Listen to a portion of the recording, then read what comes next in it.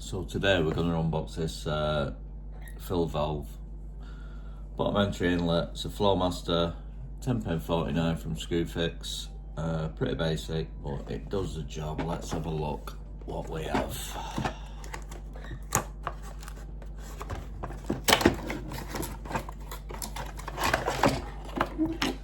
That's one side, see what else we have.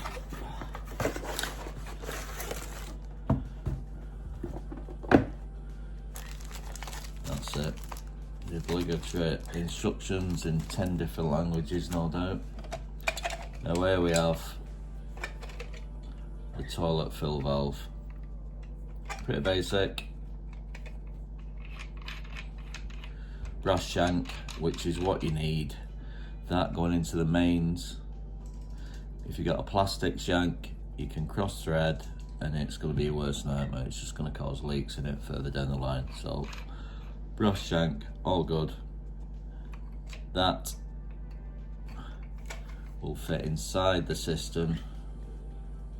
Screw down water mains into that. You have an adjustment for the level, which is plastic. Doesn't sound great, but once it's set, it's in situ then for, well, until you need a new one replacing. So out of interest, what do you think this would cost a plumber to fit round your way?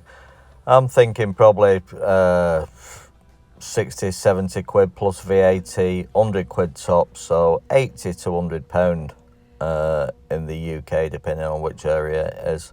Let me know which part of the world you're in down in the comments, and let me know how much they would charge you, the average plumber.